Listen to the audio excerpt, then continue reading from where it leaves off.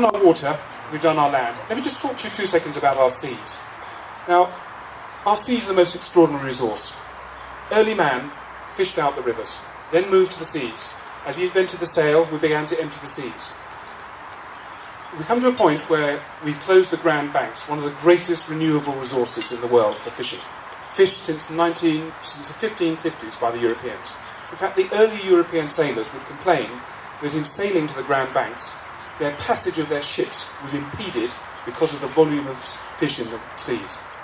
In order to catch fish, they'd have to put rocks into baskets and drop them over the side, because if they just dropped the baskets, the fish would keep the baskets afloat. When I was going through Jordan and the Middle East the other day, I read that they'd banned fishing on the Sea of Galilee. For many people, the spiritual home of fishing.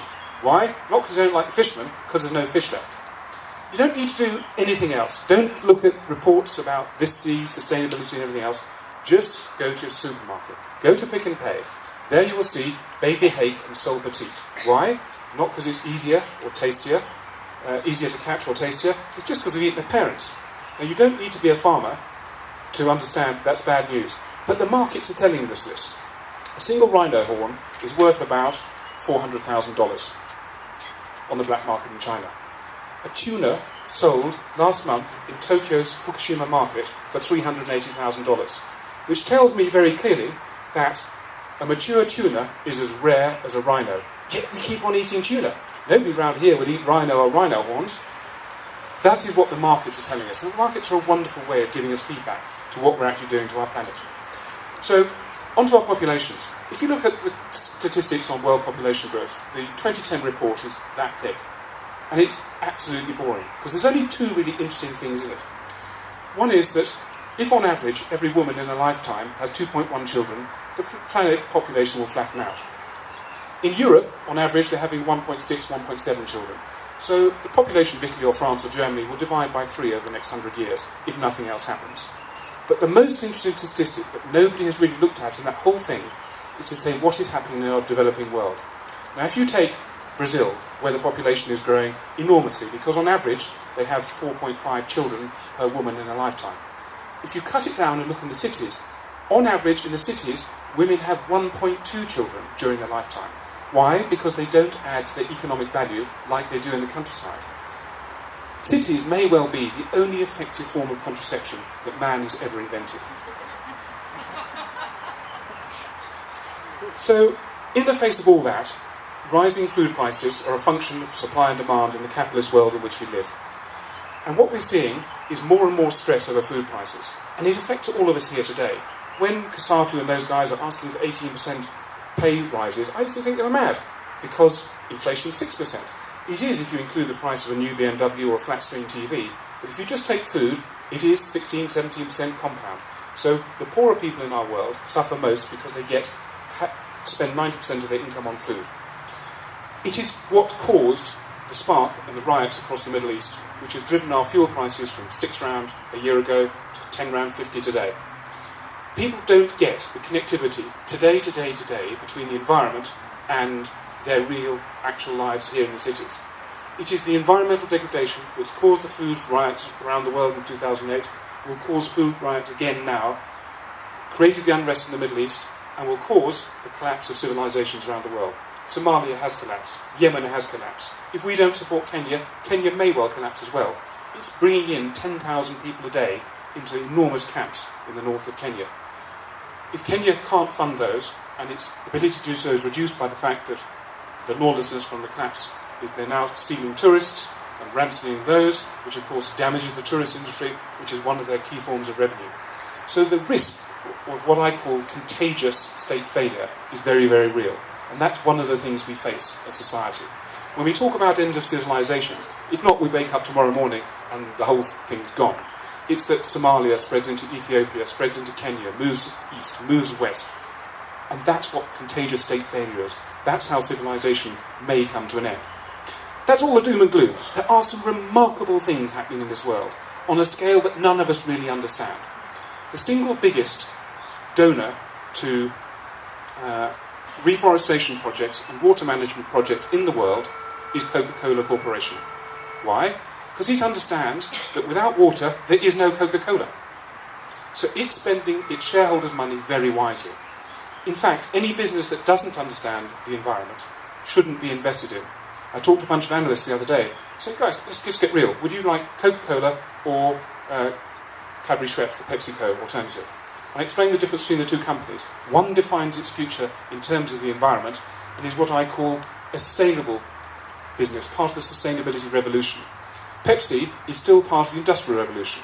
And what they haven't understood is the industrial revolution, like old-fashioned capitalism, died in October 2008 with a financial crash of the markets.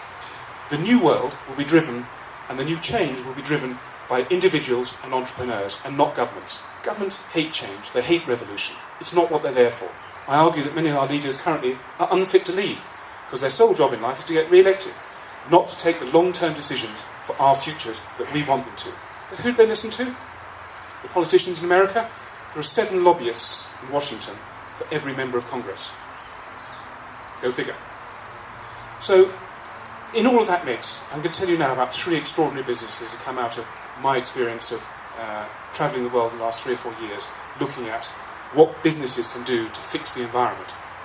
I argue very strongly that the next great entrepreneurial successes will have come out of the business of fixing the environment. The next Bill Gates will have made his money in the environment. The next Mark Zuckerberg will have done the same. In all my travels and looking at the protein thing, I looked at the seas and was desperate about the seas. I then ended up, by accident, following the chain of food from the Middle East back to South Africa for chicken farmers, because we export 2 million chickens a week to the Middle East. And ended up at the back of an abattoir. At the back of the abattoir was a lake of blood. Of course, the blood is very dangerous as a byproduct, because the hemoglobin settles out of the blood and goes into the groundwater. And it was surrounded by flies, buzzing. Flies buzz in F minor, if you're interested. And I, talking to the abattoir owner, I said, well, surely it costs as much water, land and diesel to make the bits of the chicken you throw away as the bits we eat. He said, for sure. He said, funny enough, there was a woman from Stellenbosch University, a professor, who was explaining the same thing to me last week. I went, because I always follow everything right from the beginning to the end, because I never believed half the horror stories I've been told, and went to see for myself. So I then went and met this professor woman, and she explained to me the extraordinary history of the fly, from its early use by Genghis Khan, who would never go into battle without a truckload of, or wagon load of flies. I'll tell you more about that another time. And she explained to me that during interwar years, we looked at using flies to recycle waste to make reusable protein. What happens is effectively what we've done now, is we've made a business out of recycling abattoir waste. So we take the blood and guts from the abattoirs that would otherwise be thrown away. We have cages, huge cages with 2.5 million flies in each cage. We get them to lay in one place, which is a trick, and we extract the eggs, and we feed those eggs on the blood and guts, the waste nutrients. It's just waste nutrients. And as they grow, in 72 hours, 1 kilo of eggs turns into 480 kilos of protein, if you take away all the constraints that would stop that happening in the wild, like birds coming along to eat them, like fish eating in the streams, all that type of stuff. We then take those larvae and we dry them, and we make what we call mag meal, maggot meal. We can make that for about $900 a tonne. At the moment, the fish price, and it's not going to come down unless we find a new sea that we haven't invented yet, is currently $1,800 a tonne. My sole aim in that business is to put out of business every fish meal fisherman in the world and save our seas 1 fish at a time. And all we're doing is we're recycling our waste nutrients and putting them back into nature. And after all we're doing is copying what nature does. When we put millions of chickens, and I've seen 340 million chickens in a single farm in Texas, we didn't industrialise their natural food source. The chicken out the back here will eat some slugs, eat some ants, eat some flies. That's what they do. A fish in a stream will do the same thing. The second business that I came across, which is extraordinary as well, is exporting mosquitoes from the UK. It came about through a chapter of accidents because I wanted to look at modifying the flies we use to get more females and less females, and select out our flies. So I met this bunch of scientists at Oxford University who'd come up with 2 extraordinary genes they'd developed. The first gene you insert into any animal and it ripples through their cells. And when you shine an ultraviolet light on that animal, or being, or whatever it is, they glow red. So we could tell our insects from anybody else's insects. The second gene we developed, it's grandly we, it's their business, I just help them fund it. Its second gene they give to male mosquitoes only. and they give them 2 copies of the gene. And this gene means that when they mate with a wild female, of their offspring, only the males survive. The females are the only of the 2 that bite, humans. They need the protein I was talking about in the blood, in order to feed their eggs. The males are wonderful pollinators, that's what they do. They live off pollen. The mosquito is a wonderful creature. It's a natural food source for tilapia in our streams. It's a natural food source for the little boatman that sits on water. And those boatmen are vital food sources for swallows and for bats, who can see the difference between the water and those, and then scoop them off the water. I always thought they're going after the water, but if you think about it, if you're flying at 30-40 kilometres an hour, you dip your beak in, you'd be like Donald Campbell, just tumble over and crash. What they're doing is picking insects off the water. They also keep down rat populations. So, cut a long story short, we developed this gene and inserted it first into a mosquito called Aegyptus adepti that carries dengue fever. Dengue fever is an awful disease which there's no cure and no antidote, and it infects countries from Brazil to India to Saudi Arabia to Brunei. And we've created an extraordinary business. It's exporting 100 million mosquitoes a week from the UK to these places.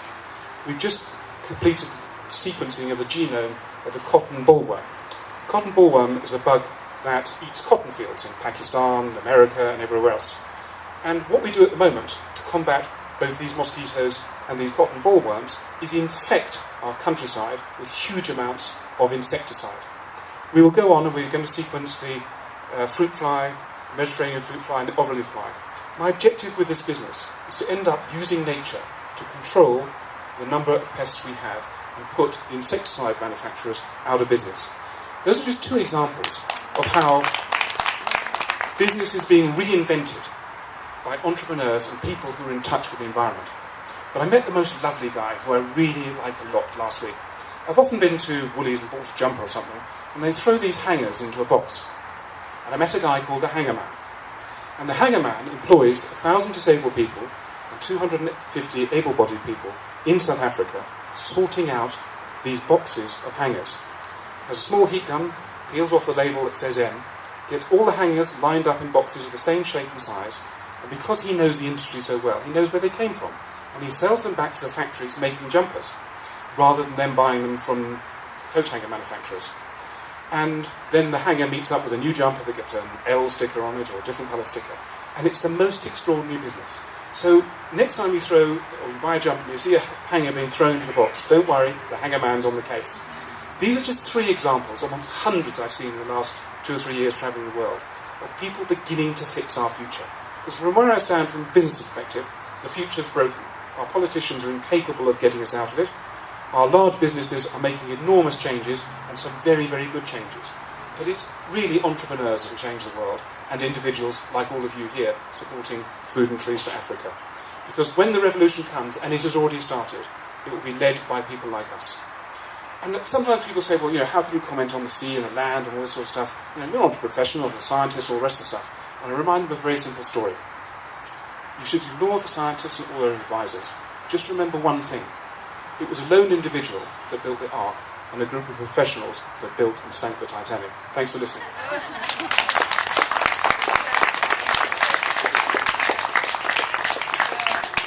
Thank you so much, Mr. Jason.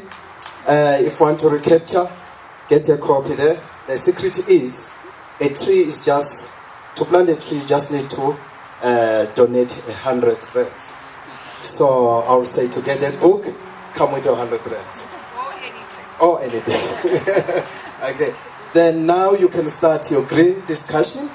Come closer and know one another. Thank you.